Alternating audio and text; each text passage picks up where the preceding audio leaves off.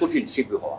অভিনেতা হতে পারে, মোশাররফ করিম অভিনেতা, আমি তাকে শিল্পী হিসেবে শনাক্ত করতে চাই না। একজন অভিনেতা তার বহু স্তর পার হয়ে যেয়ে সে শিল্পী হয়। আমার একজন সহ অভিনেতা আছে মোশাররফ করিম, যার সাথে আমি সবচেয়ে বেশি অভিনয় করেছি। উনি অভিনয় করে টাকা নেন, আর আমি টাকার জন্য অভিনয় করি। নাটক এই শব্দটি আমি এখানে বলতে চাই না, কারণ ক্যামেরায় কখনো নাটক হয় না। নাটক তো হয় মঞ্চে, স্টেজে। যখন ভালো মঞ্চ আসলো, যন্ত্রপাতি আসলো, থিয়েটার নতুন নতুন করে দেওয়া হলো, কিন্তু তারপরে আমরা নাটক পাচ্ছি না। মঞ্চ বলে একটা জিনিস আছে, এটা বোধহয় থাকবে না যে আমি দাবি করতে পারবো যে এটা বাংলাদেশের নাটক। সেরকম উল্লেখযোগ্য কোনো নাটক আমার চোখ পড়েনি। অনেকগুলো কালচারাল টেরোরিস্ট গ্রুপ আছে। এই গ্রুপগুলো হয়েছে কি জেনারেশন পর জেনারেশন ধ্বংস করে দিচ্ছে। যখন দেখলাম যে আসলে বাঁচার জন্য তো টাকা দরকার, কারণ মঞ্চ তো টাকা দিচ্ছে না, তখন আর মিডিয়াতে ঝাঁপিয়ে পড়লাম যে বাঁচাতে হবে, আগে তো নিজে বাঁচবো, তারপরে কাজ করবো। ভালো, বেশ, গল্পটা সমকালীন, আমাদের সময়ের কথা এটার ভিতরে পাওয়া যাচ্ছে।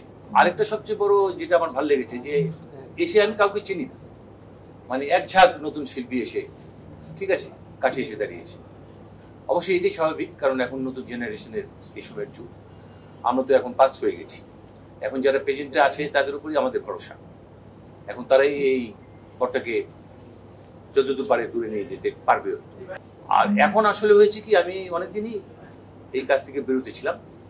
এর একটিমাত্র কারণ বোধহয় একটাই, মানে কাজ করে আমি ঠিক আনন্দ পাচ্ছিলাম না বলতে বুঝেছি যে আমাদের গ্রামের একটা চিত্রের কথা আমার এই মুহূর্তে মনে পড়ছে, যে ওই খেরের বাছুর দিয়ে আপনার গায়ের দুধ বানাতো, ঠিক আছে। তো বাছুরটা তো মারা গেছে, তো খের দিয়ে বাছুরটা পাই গেছে, দামি বাছুর। তো গরুটা তখন তাকে লেহন করছে, আর আরেক দিক থেকে সে দুধ বানাচ্ছে। মানে আমার অবস্থাটা ঠিক ওরকমই হয়েছে, যে আমি একটা খেরের বাছুরের মতো কাজ করছি, আমি একটা জ্যান্ত বাছুরের মতো লাভ সাপ দিতে পারছি না। এইসব কারণেই বোধহয় আমি একটু দূরে সরে গেছি।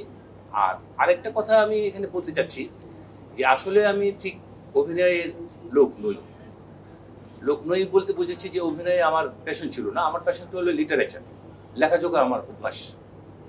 আর আমি এখানে এসেছি আসলে বলতে দ্বিধা নেই, লজ্জারও বিষয় নয়, আমি টাকার জন্য অভিনয় করি। আর আমার একজন সহ অভিনেতা আছে মোশাররফ করিম, যার সাথে আমি সবচেয়ে বেশি অভিনয় করেছি, আপনাদের চোখে হয়তো পূর্বে। উনি অভিনয় করে টাকা নেন, আর আমি টাকার জন্য অভিনয় করি। এখানে কোথায় একটা গ্যাপ থেকে গেছে। তাহলে দুজনে আমরা অসংখ্য কাজ করেছি, এবং ওই সমস্ত কাজের কিছুটা বার্তা হয়তো আপনারা পেয়েছেন বা পেয়ে থাকবেন। আর এখনকার কাজগুলো যে আমি দেখি না তা না, এখনকার নাটক। আরেকটা কথা আমি বলতে চাই, যে নাটক এই শব্দটি আমি এখানে বলতে চাই না, কারণ ক্যামেরায় কখনো নাটক হয় না। নাটক এই শব্দটা আমরা ব্যবহার করে আমরা আরো পিছিয়ে পড়েছি এই জায়গা থেকে, কারণ এটা আসলে সিনেমা। ক্যামেরায় যেহেতু এটা কাজ হয়, এটাকে টোটালটাই, এটা প্রামাণ্যচিত্র হোক, এটা ডকুমেন্টারি হোক, এটা তথ্যচিত্র হোক, যে নামে আমি তাকে উপাধি দিতে দিই না কেন, এগুলো সবকিছুই সিনেমা। আর নাটক তো হয় মঞ্চে, স্টেজে। কিন্তু টেলিভিশনে যে ওরা দেয় যে ধারাবাহিক নাটক, এই শব্দটা আসলে ঠিক না। এটা হতে পারতো যে একটি টেলিভিশন চিত্র। নামের ক্ষেত্রে এটা দিয়েছে যারা মঞ্চে কাজ করতো একসময়, আমাদের প্রবীণ, আমাদের অগ্রজ শিল্পীরা যারা, তারা আসলে হয়েছে কি, যখন আমরা ভালো নাটক দেখেছি তখন কিন্তু বাংলাদেশে সেরকম মঞ্চ ছিল না, সেরকম থিয়েটার ছিল না। যখন ভালো মঞ্চ আসলো, যন্ত্রপাতি আসলো, থিয়েটার নতুন নতুন করে দেওয়া হলো, কিন্তু তারপরে আমরা নাটক পাচ্ছি না। কেন পাচ্ছি না? কারণ ওখানে যাদের থাকার কথা ছিল তারা সব মিডিয়াতে চলে আসছে। কারণ মিডিয়াতে অনেক টাকা পয়সার ব্যাপার আছে, অনেক, এটা তো আপনারা সবাই জানেন। এখন মঞ্চটা এখন একটু ফাঁকা হয়ে গেছে। মঞ্চটা কি বলে, এক পর্যায়ে আমার কাছে মনে হয় যে মঞ্চ বলে একটা জিনিস আছে, এটা বোধহয় থাকবে না। তো একটা বড় ধরনের কাজ করেছি বাংলাদেশের মঞ্চ, সেটা হলো যে কিছু বিদেশি নাটকের সাথে আমাদের পরিচয় করিয়ে দিয়েছি। আর বাকি বাংলাদেশের যে নাটক, যে আমি দাবি করতে পারবো যে এটা বাংলাদেশের নাটক, সেরকম উল্লেখযোগ্য কোনো নাটক আমার চোখ পড়েনি। আসলে আমাদের বাংলাদেশে হয় কি, মানে অনেকগুলো কালচারাল টেরোরিস্ট গ্রুপ আছে। এই গ্রুপগুলো হয়েছে কি জেনারেশন পর জেনারেশন ধ্বংস করে দিচ্ছে। যেটা না পলিটিক্যাল টেরোরিস্টরা করেছে, তার চেয়েও দ্বিগুণ বেশি এই কালচারাল টেরোরিস্ট গ্রুপগুলো করেছে, এবং এটা রাষ্ট্রীয় পৃষ্ঠপোষকতায় এই কাজগুলো করেছে। সবচেয়ে বড় যে জায়গায় আমার সন্দেহটা সেখানেই, যে আমরা এখন যা দেখছি, আসলে ওরা শুধু আমাদেরকে দেখাচ্ছে আর শোনাচ্ছে। আমাদেরকে শুধু ওরা দেখাবে আর শোনাবে। মানে আমাদের মগজে যে একটা বিকিরণ আছে, একটা কিরণ করবে, একটা আন্দোলিত করবে, ওই জায়গাগুলো ওরা জিতে বিলিয়ে করে দিয়েছে। যার ফলে বোধহয় ওখান থেকে আমরা একটু সরে এসেছি, এবং আমাদের যা আমরা পেতে চাই সেটা পাচ্ছি না। খুবই কম কথাবার্তা যে হয় না তা না, নাটকও সংখ্যাও কমে গেছে, ওসব করি না। ভালো লাগছে যে আমার একজন সহ অভিনেতা বাংলাদেশকে চুটিয়ে কাজ করছে, অভিনয় করছে এবং প্রশংসা পাচ্ছে। দর্শকের ভক্তদের অনেক ভালোবাসা পাচ্ছে।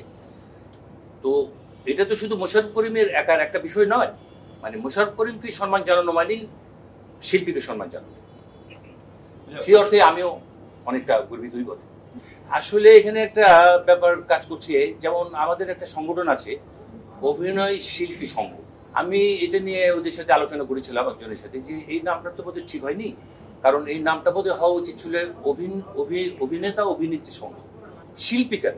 কারণ এখানে শিল্পী শব্দটা কিন্তু আমরা অনেক জায়গায় ভাবে পাই, যেমন সঙ্গীত শিল্পী, নৃত্যশিল্পী, বা পেন্টিং যে ছবি আঁকে সেই শিল্পী, অভিনয় শিল্পী। শিল্পী শব্দটা সব শাখাতেই আছে। আমাদের অভিনয় জগতে আমি মনে করি যে শিল্পী খুব কঠিন শিল্পী হওয়া। অভিনেতা হতে পারে, মোশাররফ করিম অভিনেতা, আমি তাকে শিল্পী হিসাবে শনাক্ত করতে চাই না। যেমন আমার 3 জন অগ্রজ আছেন এই মিডিয়া জগতে কাজ করেন।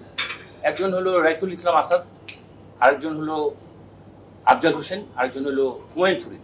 এখন এই 3 জনের ভিতরে আমি একজনকে শিল্পী বলবো আর 2 জনকে বলবো যে মোটা দাগের অভিনেতা। কে সে একজন শিল্পী? সে হলো হুমায়ুন ফরিদ। পার্থক্যগুলো এইভাবে দিতে হবে, অনেক ফারাক আছে, অনেক ফারাক আছে। আলাদা করা হয় একজন অভিনেতা তার বহু স্তর পার হয়ে গিয়ে সে শিল্পী হয়। তাহলে ওইসব স্তরগুলো এরা আসলে ঠিক পার হতে পারেনি, যার ফলে আমি ব্যক্তিগতভাবে শিল্পী বলতে ওদেরকে আমি একটু মানে আমার দ্বিধাবোধ করি। যখন মিডিয়াটা শুরু হলো তখন তো মিডিয়াটা আসেনি, তখন তো মঞ্চের ভিতরেই আমরা মানে কাজ করতে বলতে আসলে আমি মঞ্চের ভিতরে ছিলাম না কখনই, কিন্তু আবার মঞ্চের লোকও ছিলাম, নেপথ্যে ছিলাম আর কি। যখন দেখলাম যে আসলে বাঁচার জন্য তো টাকা দরকার, কারণ মঞ্চ তো টাকা দিচ্ছে না, তখন আর মিডিয়াতে ঝাঁপিয়ে পড়লাম যে বাঁচতে হবে, আগে তো নিজে বাঁচবো তারপরে কাজ করবো। এটা আপনার মঞ্চে থেকে কাজ করার ফলে মঞ্চে যে সেরকম আমি কাজ করছি তাও না, কিন্তু 10 বছর পর না, বিষয়টা হয়েছে যে এখন যে সমস্ত কাজগুলো হচ্ছে এই কাজগুলো তো প্রথমেই আমি এগুলো বলছি যে আসলে মানে ওই যে চোখে দেখাবেন আর কানে শোনাবেন, মগজের কোনো জায়গা এখানে নেই, চিন্তা ভাবনার কোনো কাজ নেই। আর মিডিয়া আসলে একটা বাণিজ্যিক প্রতিষ্ঠান। মিডিয়াই কখনো দায়িত্ব নেবে না যে সে তার মানুষের মানে কি বলে এটাকে সুকুমার ব্যক্তির প্রকাশ ঘটাবে, এটা মিডিয়ার দায়িত্ব না। মিডিয়াতে যারা কাজ করে এটা তাদের দায়িত্ব। তারা যদি এই কাজটা করতে পারে তাহলে আজকে আমরা যে জায়গায় আছি এখান থেকে আরো বেটার একটা জায়গায় যেতে পারবো। আর অতীতের কথা যেটা বললেন সেটা পাস্ট হয়ে গেছে, এখন প্রেজেন্ট, আমাকে প্রেজেন্টই থাকতে হচ্ছে, কারণ একটা সময় এটাও অতীত হয়ে যাবে। কিন্তু পরবর্তীতে দেখা যাবে যে অতীতে যদি মানে প্রেজেন্টে যদি কাজ ভালো হয়ে থাকে তাহলে তার পরবর্তী যে প্রেজেন্টটা আসবে সে এটাকে উদাহরণ দিবে যে কাজগুলো ভালো ছিল।